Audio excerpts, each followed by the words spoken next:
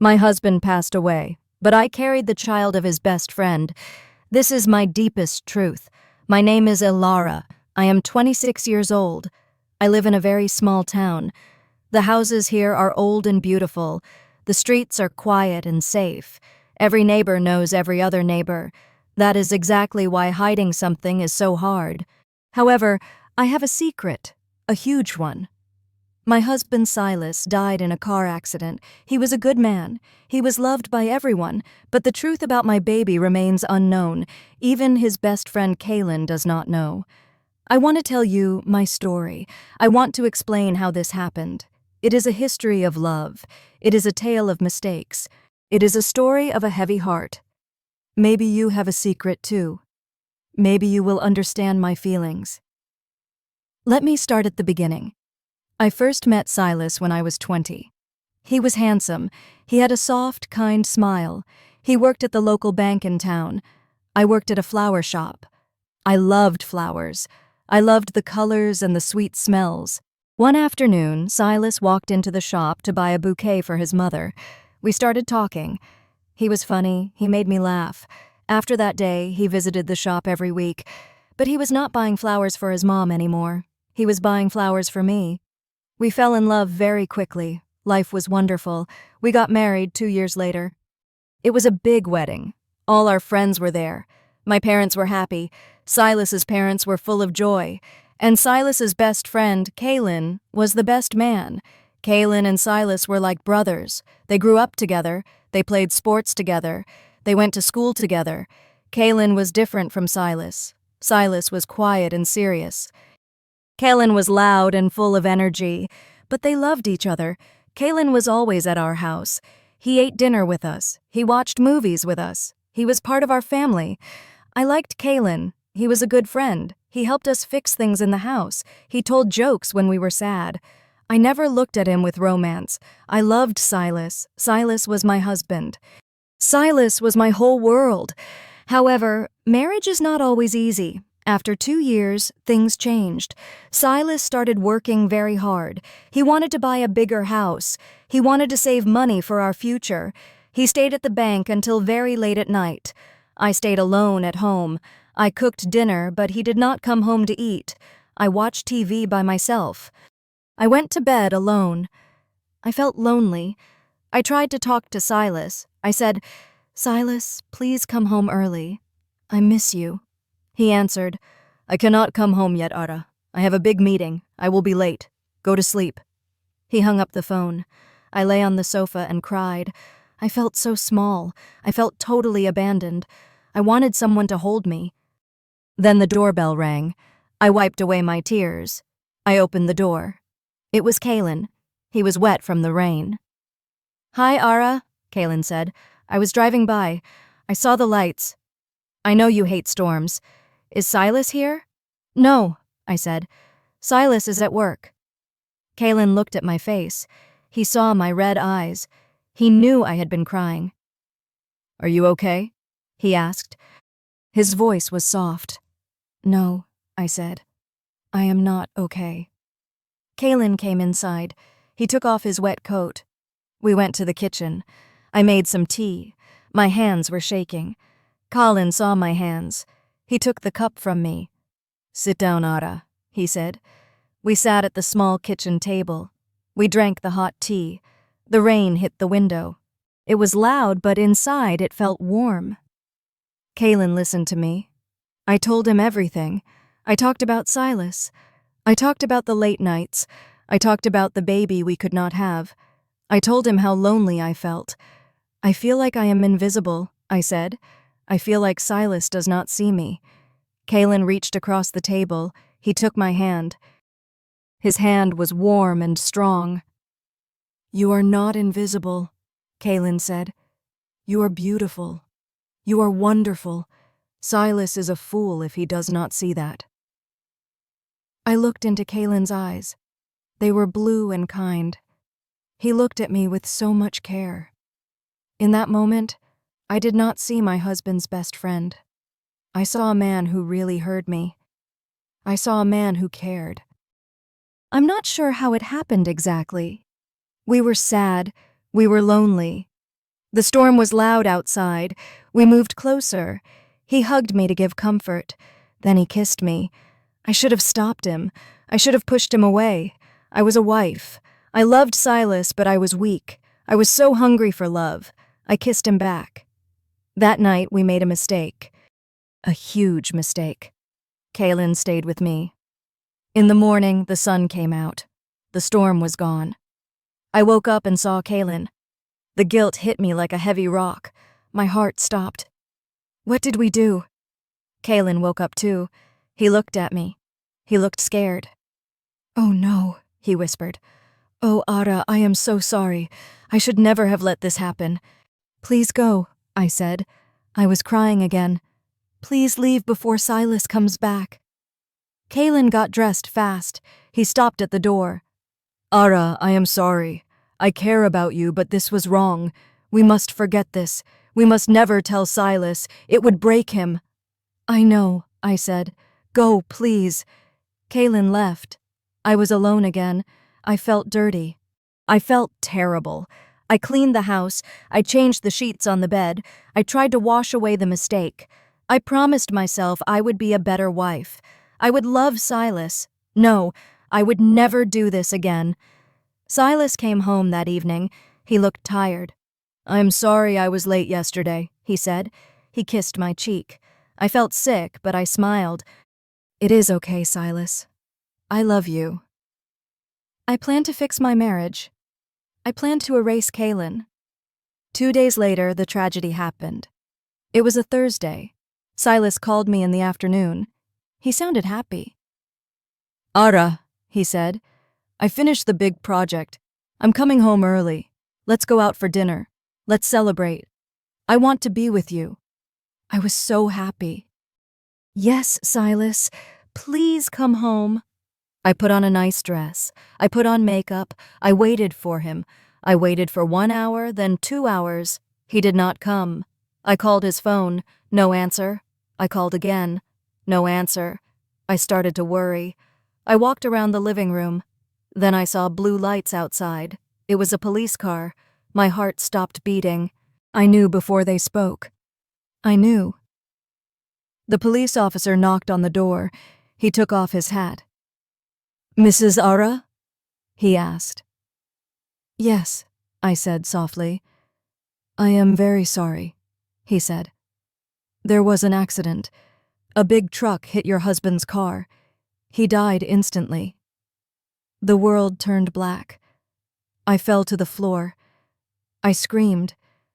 I cannot describe the pain. It felt like someone pulled my heart out of my chest. Silas was gone. My husband was gone. The man I loved was dead. The next few days were a blur. I remember people in my house. My mother was there. Silas's mother was there. Everyone was crying. They brought food. They hugged me. But I felt empty. I was hollow. Kaylin was there too. He looked terrible. His eyes were red. He had lost his best friend. He looked at me with sadness and guilt. We did not talk about our night together. We only talked about Silas. He was the best man I knew, Kaylin said at the funeral. He cried while he spoke. He was my brother. I stood by the grave. It was raining again. I looked at the box. I said goodbye to Silas. I said sorry to Silas. I was sorry for everything. 2 weeks after the funeral, I felt sick. I woke up in the morning and ran to the bathroom. I was throwing up. I thought it was the grief. I thought it was because I was not eating. But it happened again the next day and the day after. I looked at the calendar. My period was late. My hands started to shake. No, it could not be. I went to the pharmacy. I bought a pregnancy test. I wore sunglasses so no one would know me. I went home and took the test. I waited for 3 minutes. Those 3 minutes felt like 3 years. I looked at the stick. 2 lines. Positive. I was pregnant. I sat on the bathroom floor. I laughed and cried at the same time. A baby. I had always wanted a baby. Silas had always wanted a baby.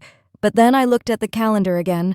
I counted the dates. Silas had been working late for weeks. We had not slept together for a month before he died. We were distant. I counted the dates again. The time of conception was 2 weeks ago. It was that Tuesday. It was the night of the storm. I stopped breathing. The baby was not Silas's. The baby was Kaylin's. I touched my stomach. I was carrying my husband's best friend's child, and my husband was dead. What could I do? I could not tell anyone. If I said the baby was Kaylin's, they would hate me. Silas's parents would hate me. They would know I cheated on their son. They would know I was unfaithful 2 days before he died. It would ruin his memory. It would ruin everything. I could not tell Callan. If Kaylin knew, he would feel guilty forever. He betrayed his best friend, and now he had a child with his best friend's wife. I made a decision. I had to lie. I wiped my face. I stood up. I looked in the mirror. This is Silas's baby, I told myself. This is a miracle. I told my mother first. Mom, I have news, I said. I am pregnant. My mother started to cry, but she was smiling. Oh, a part of Silas is still here. It is a miracle. She hugged me. Silas left you a gift before he went to heaven. I felt a sharp pain in my chest, but I smiled. Yes, Mom, a gift. Then I told Silas's parents. They were still so sad. But when I told them, their faces changed. They smiled for the first time since the accident. A grandchild, Silas's mother whispered. She touched my hand. Thank you, Ara. Thank you. They were so happy. They thought their son lived on through this baby. How could I tell the truth? I couldn't. Then Kaylin visited. He came to see how I was doing. He brought groceries. Hi, Ara, he said. He looked sad and tired. How are you? I have news, Colin, I said. My voice was strong. I had to be strong. I am pregnant. Kaylin stopped moving. His face turned white. He dropped the bag of groceries. Pregnant? He asked. But how? It happened before the accident. I lied. It is Silas's baby. Kaylin looked at me. He was doing the math in his head. He was counting the dates, too. I looked him in the eyes. I did not blink. It is Silas's baby, I said again. Kaylin let out a long breath. His shoulders went down.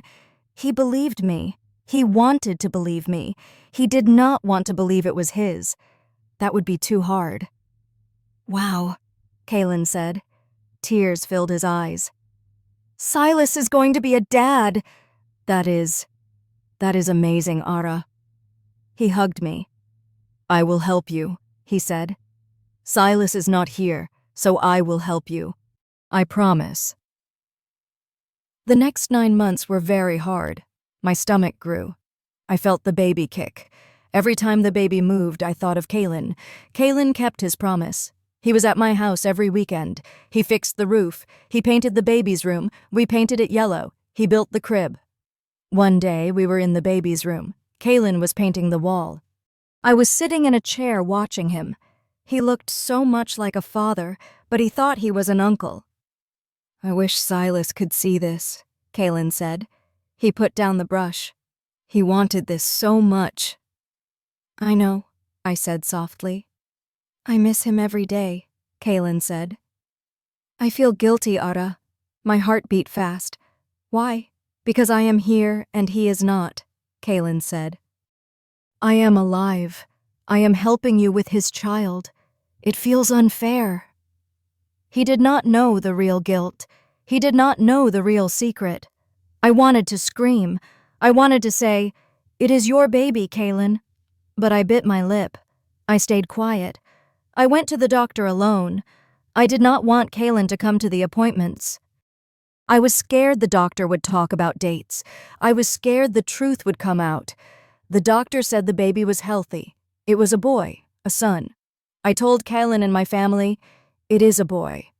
Everyone cheered. "A little Silas," they said. "He will look just like his father." I was terrified. What if the baby looked like Kaylin? Kaylin had blue eyes and light hair. Silas had brown eyes and dark hair. If the baby had blue eyes, people might ask questions. Please, I prayed every night, please let him look like me or let him look like Silas. Please do not let him look like Kaylin. The day of the birth came. It was spring. The flowers were opening. I felt the pain start in the morning. I called my mother. She drove me to the hospital. I was in labor for 12 hours. It hurt very much. I cried for Silas. I wanted my husband, but he was not there. Kaylin came to the hospital. He waited in the waiting room with Silas's parents. They walked back and forth. They were worried. Finally, the baby was born. The nurse cleaned him and wrapped him in a blanket. She gave it to me. I looked at my son. He was small and pink. He had a small nose and small fingers. I looked at his hair.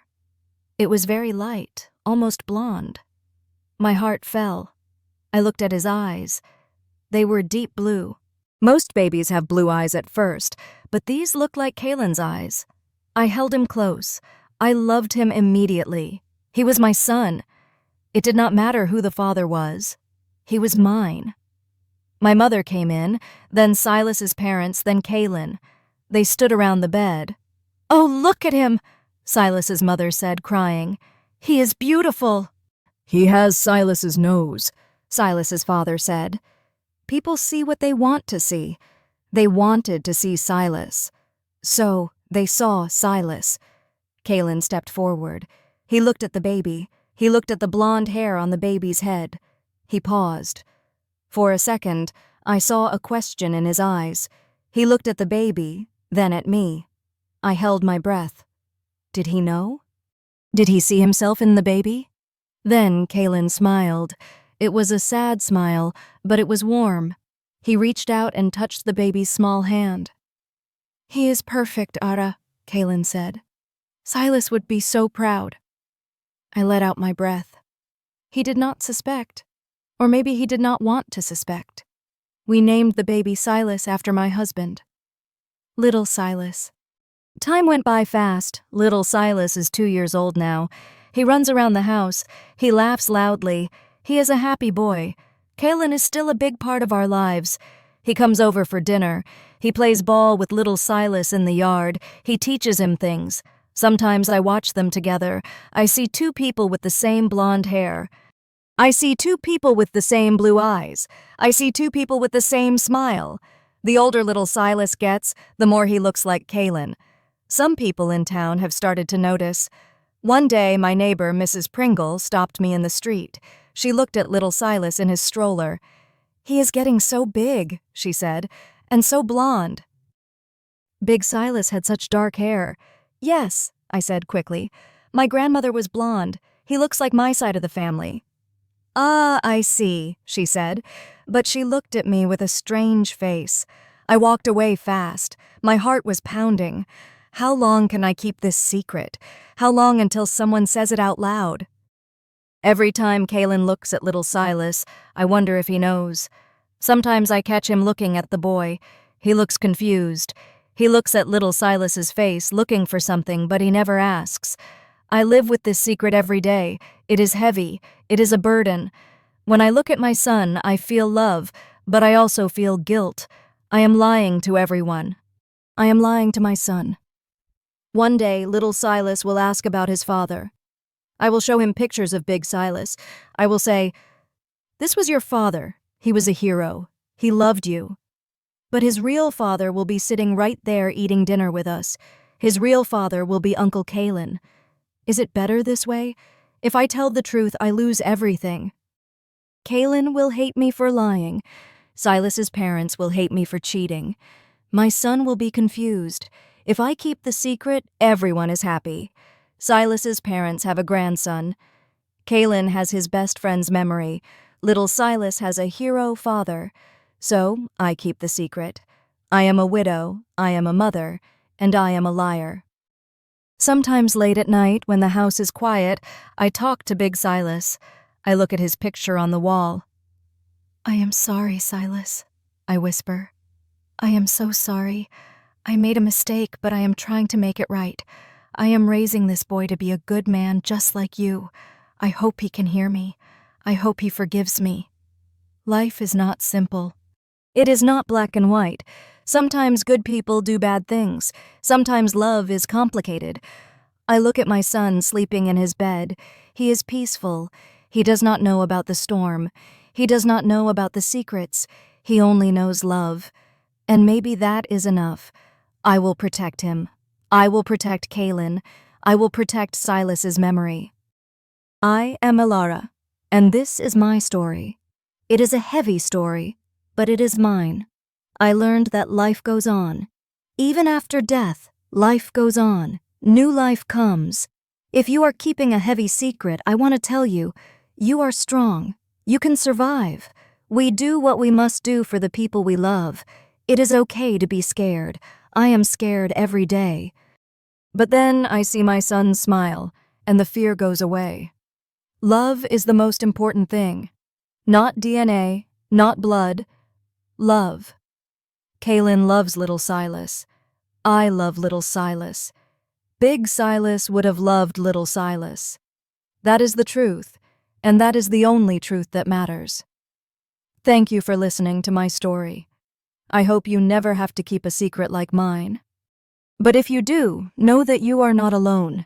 We all have secrets. We all have a past, but we also have a future. And my future is my son. I will walk forward. I will be brave for him. This is the end of my story, but it is just the beginning of his. Goodbye, my friends. Be kind to each other. You never know what secrets someone is hiding. You never know what burdens they carry in their hearts.